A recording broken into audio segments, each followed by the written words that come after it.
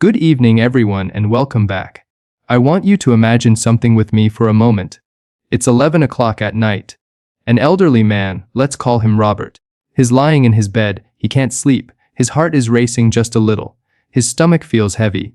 His mind won't stop replaying the 6 o'clock news, and in the morning, he wakes up more tired than when he went to bed the night before. Sound familiar? If you're over 60, or if you're caring for someone who is, I promise you, what I'm about to share with you in the next few minutes could change the quality of your sleep, your health, and honestly, your life. Because as a doctor, I have sat across from hundreds of patients just like Robert, and again, I see the same mistakes being made, night after night, right before bed. Small mistakes, mistakes that seem harmless, but mistakes that quietly, silently, chip away at the body's ability to heal, to rest, to recover. So stay with me till the end of this speech, because I am going to walk you through, one by one, the things seniors should absolutely stop doing before bed. And I promise you, by the time I'm done, you will look at your nighttime routine in a completely different way. Let's start with something so common that most people don't even think twice about it: eating a heavy meal late at night. I cannot tell you how many of my elderly patients come to me complaining of acid reflux, indigestion, bloating, and disturbed sleep. And when I ask them about their evening habits, the answer is almost always the same. A big dinner, maybe some dessert, sometimes even a midnight snack, all within an hour or two of lying down. Here's what's happening inside your body when you do this. As we age, our digestive system slows down. The muscles in our esophagus and stomach don't work as efficiently as they used to. The lower esophageal sphincter, that little valve that's supposed to keep food and acid in your stomach, becomes weaker with age. So when you lie down with a full stomach, gravity is no longer helping you. Acid creeps back up into your esophagus, causing that burning sensation we call heartburn. And it doesn't just cause discomfort. It disrupts your sleep cycle, it can trigger coughing, and in some cases, it can even aggravate breathing problems, especially in seniors who already have some form of sleep apnea. So my advice, and this is something I tell every single one of my senior patients, try to finish your dinner at least 3 hours before you go to bed. If you truly need a snack, keep it light. Something like a small banana, a handful of almonds, or a warm cup of milk is far gentler on your system than a heavy, greasy, or spicy meal. Now let's talk about something that might surprise you, and that is drinking too much water right before bed. I know we are always told to stay hydrated, and that is absolutely true. Hydration is critical for seniors because the sense of thirst actually diminishes with age, which is part of why so many older adults walk around mildly dehydrated without even realizing it. But there is a difference between staying hydrated throughout the day and chugging a large glass of water right before you turn off the lights. Here's why this matters so much for seniors specifically. As we age, kidney function naturally declines, and many seniors already deal with an enlarged prostate, in the case of men, or a weaker bladder, in the case of women, both of which mean more frequent urges to urinate. When you drink a lot of fluid right before bed, you are almost guaranteeing multiple trips to the bathroom in the middle of the night. And let me tell you, this is not just an inconvenience.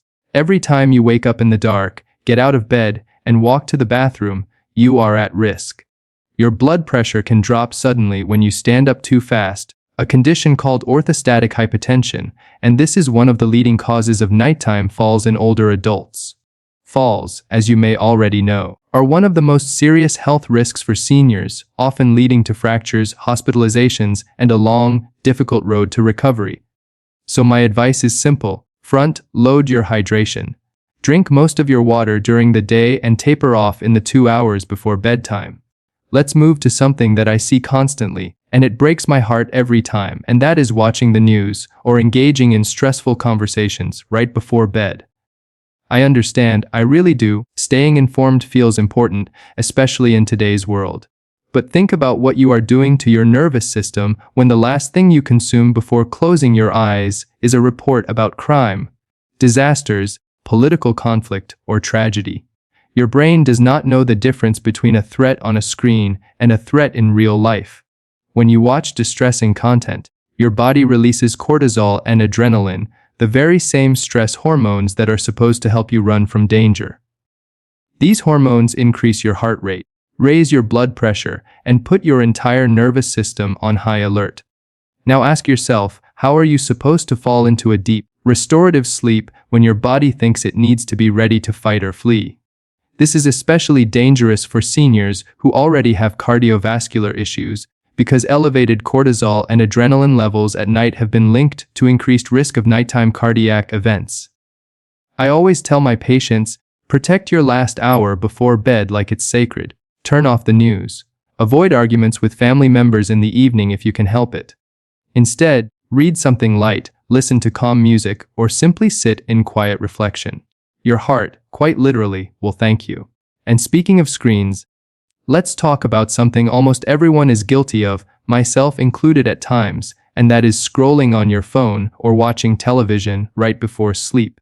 The blue light emitted from these screens suppresses melatonin production, and melatonin is the hormone your body relies on to regulate its sleep-wake cycle. For younger people, this is already a problem, but for seniors it's even more pronounced, because melatonin production naturally decreases with age. So when you add blue light exposure on top of already lower melatonin levels, you are essentially fighting your own biology, telling your brain to stay awake when it should be winding down. Beyond the blue light issue, think about the content itself. Scrolling social media often means consuming emotionally charged content, comparing your life to others, or getting caught in an endless loop of notifications and information that keeps your mind busy rather than calm. I encourage my patients to establish what I call a digital sunset, turning off all screens at least 60 to 90 minutes before bed. Use that time instead for something calming, a warm bath, gentle stretching, prayer, meditation, or simply sitting with a loved one and talking about your day. Now here's one that many people don't think about, and that is exercising too vigorously right before bed. Physical activity is wonderful for seniors. I actively encourage it. Movement keeps joints flexible, supports cardiovascular health, and improves mood. But timing matters enormously. When you engage in intense physical activity close to bedtime, your body temperature rises, your heart rate increases, and your body releases endorphins and adrenaline, all of which are stimulating rather than relaxing. It can take hours for your body to fully cool down and settle after vigorous exercise. So if you're doing a brisk walk, strength training, or any kind of cardio, try to finish at least 3 to 4 hours before you plan to sleep. If you want to move your body in the evening, opt for something gentle instead, like light stretching, slow yoga, or a leisurely walk after dinner, which actually aids digestion and can improve sleep quality rather than disrupt it.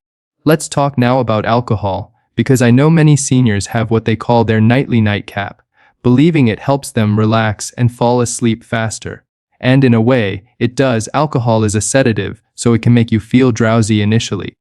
But here is what most people don't realize. Alcohol severely disrupts the quality of your sleep later in the night. It interferes with REM sleep, the deep, restorative stage of sleep where your brain processes memories and your body repairs itself.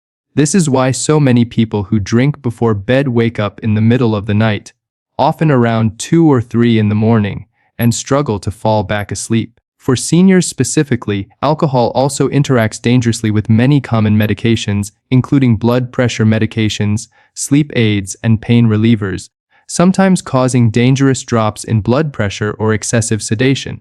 Alcohol also increases the likelihood of needing to urinate during the night, compounding that fall risk I mentioned earlier. If you enjoy a drink, that's understandable, but I always advise limiting it, and certainly not making it a habit right before bed. Now let's discuss something that is incredibly important and often overlooked, and that is mismanaging medications in the evening. Many seniors are on multiple prescriptions, and the timing of these medications can dramatically affect sleep quality and overall safety. Some medications, like certain diuretics, should absolutely not be taken right before bed, because they will send you to the bathroom repeatedly through the night.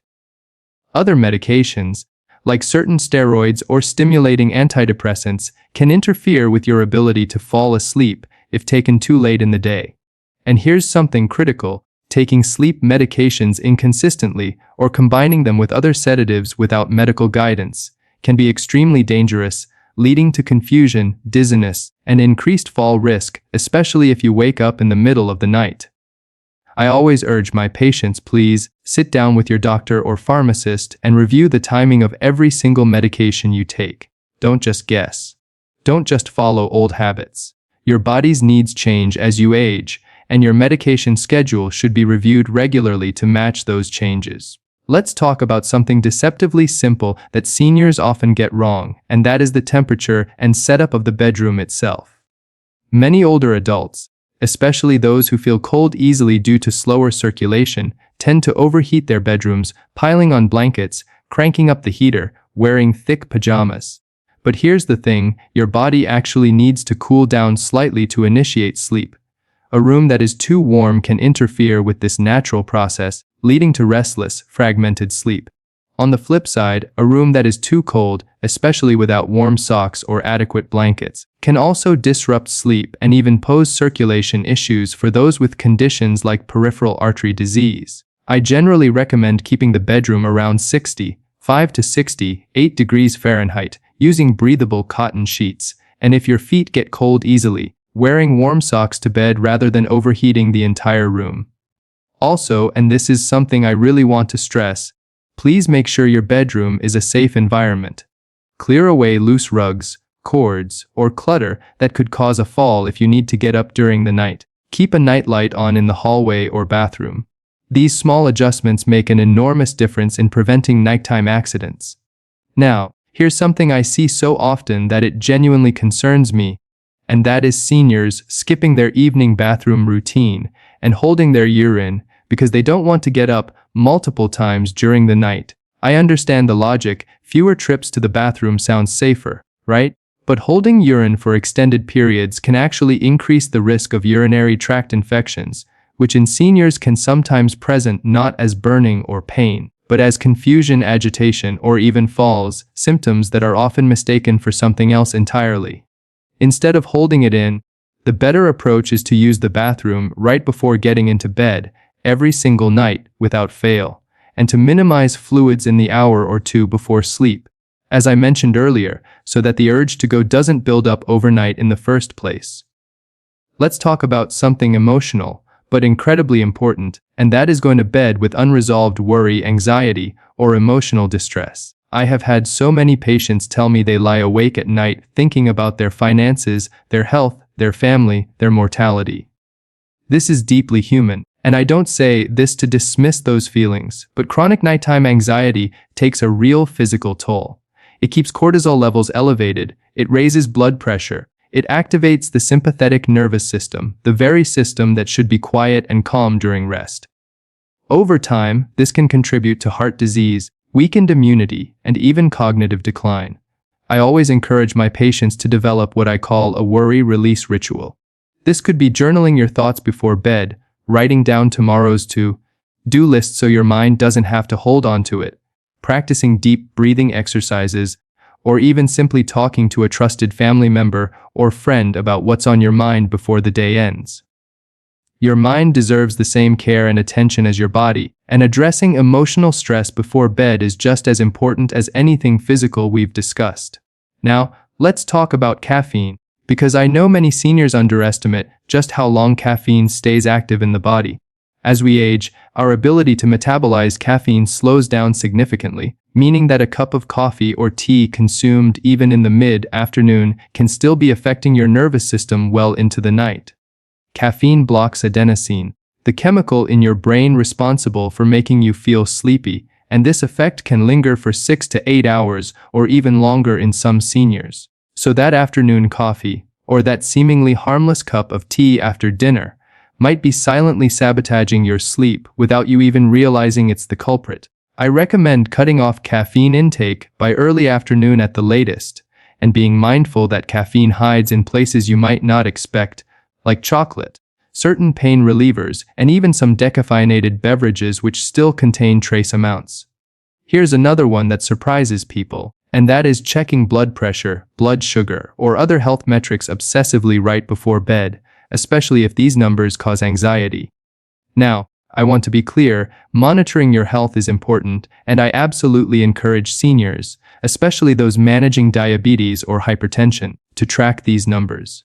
But doing so right before bed, particularly if you tend to fixate or worry about the results, can trigger the exact stress response we talked about earlier, spiking cortisol and adrenaline right when your body should be settling down.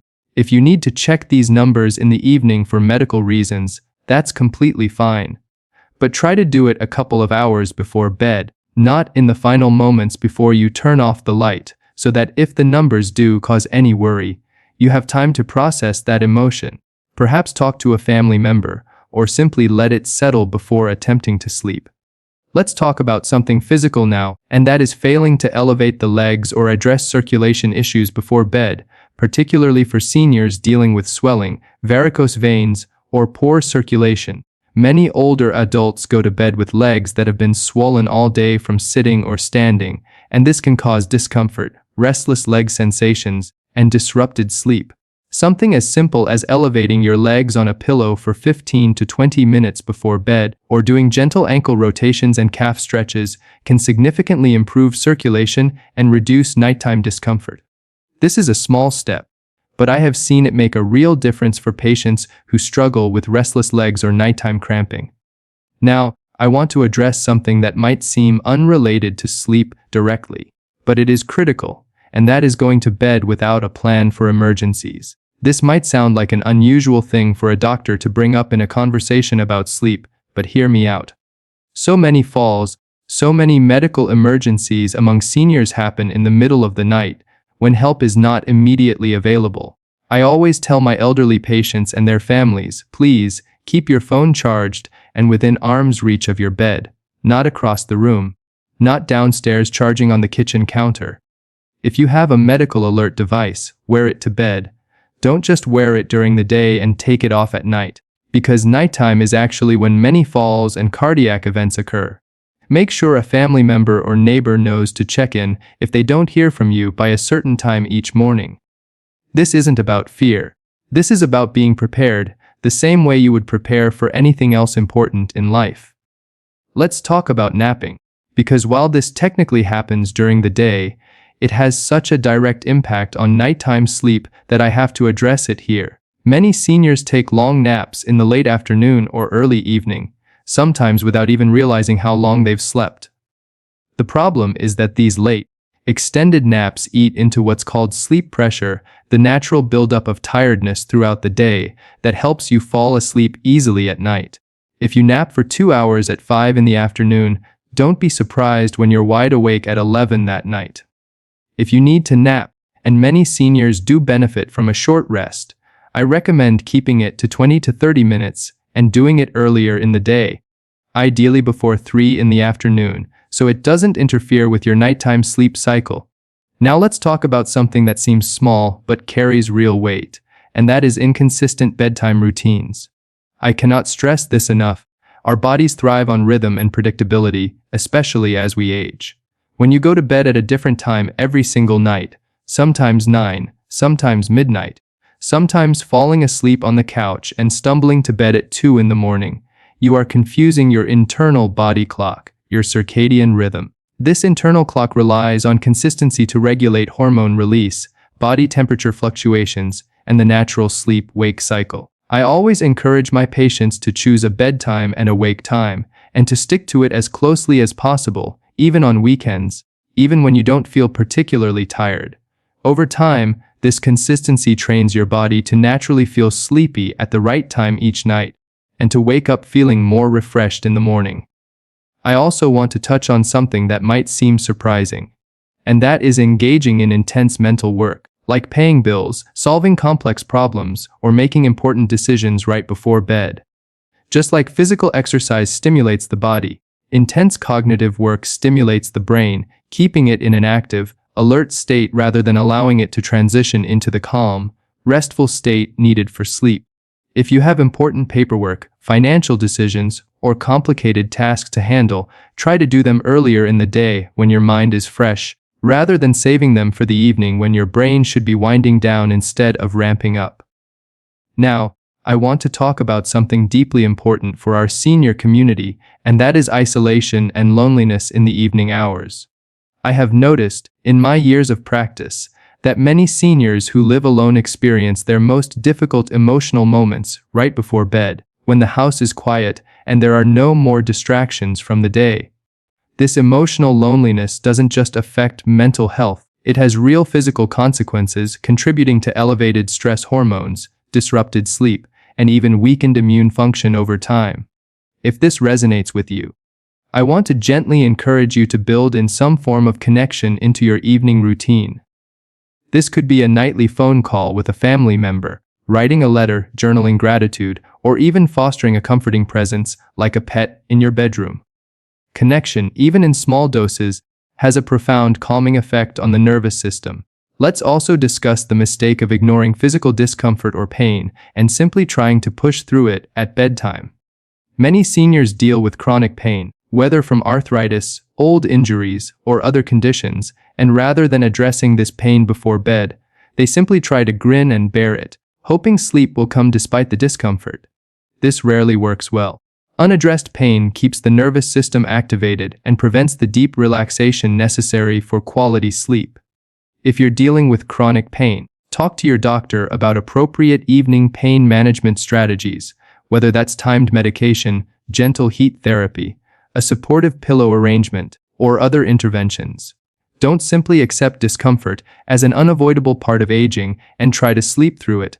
There are almost always ways to ease that burden. I also want to mention something about brushing teeth and oral hygiene, because dental health is deeply connected to overall health, especially for seniors. Skipping oral hygiene before bed allows bacteria to accumulate overnight, which has been linked not just to dental problems, but to broader systemic inflammation and even cardiovascular risk. Beyond the physical health aspect, a consistent, calming hygiene routine, brushing your teeth, washing your face, these small rituals signal to your brain that the day is ending and it's time to transition into rest. Don't skip these steps, even when you're tired, because they serve both a physical and psychological purpose in preparing your body for sleep. Now, let's talk about something that ties everything together, and that is failing to create any kind of wind-down ritual at all.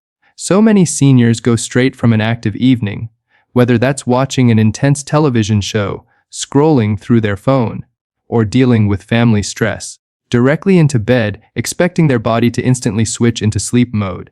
But that's simply not how our physiology works. Your body needs a transition period, a bridge between wakefulness and sleep. This is why I always recommend building a 30 to 60-minute wind-down routine into your evening.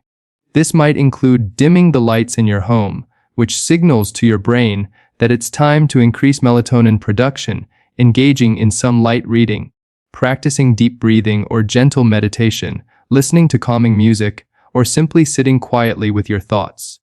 The specific activities matter less than the consistency and the calming nature of the routine itself. Your brain learns to associate this ritual with the approach of sleep, making it easier to drift off naturally when you finally do lie down. I want to take a moment now to speak directly to the family members and caregivers who might be watching this. If you have an elderly parent, grandparent, or loved one in your life, please share this information with them, or better yet, sit down and watch this together.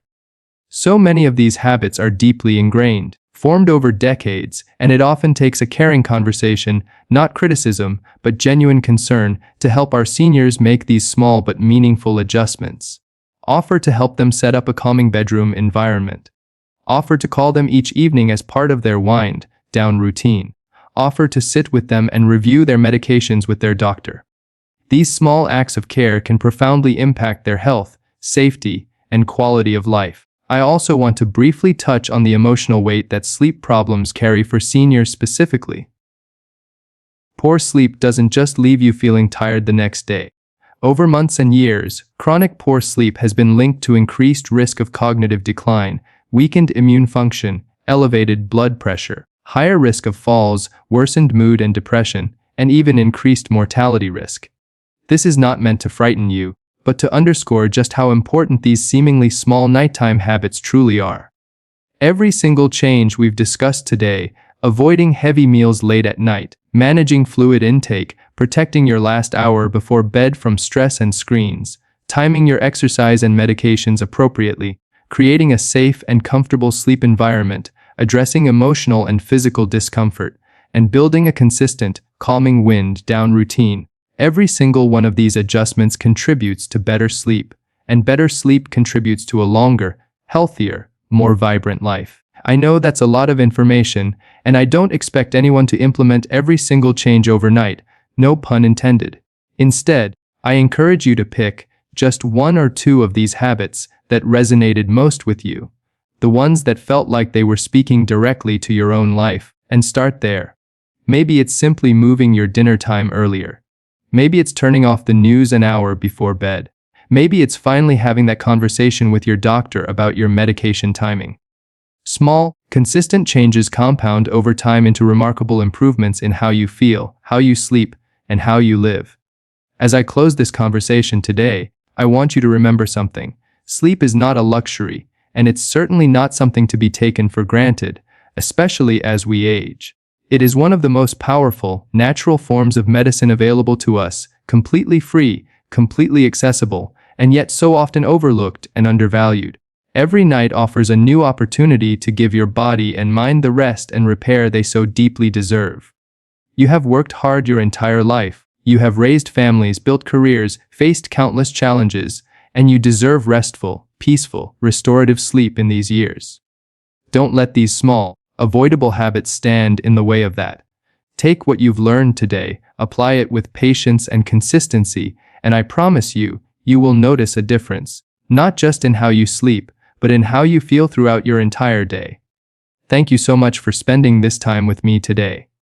If this information helped you, or if it made you think of a parent, a grandparent, or a loved one who could benefit from hearing it, please make sure to subscribe to this channel, because I share content like this regularly, all designed to help our senior community live healthier, safer, and more fulfilling lives. And please, don't forget to leave a comment below. I would genuinely love to hear from you, whether that's sharing which of these habits surprised you the most, asking a question about something we discussed today, or simply letting me know how you plan to adjust your own nighttime routine. Your comments and your engagement help this important information reach more people who truly need it. Take care of yourselves, take care of your sleep, and I'll see you in the next one.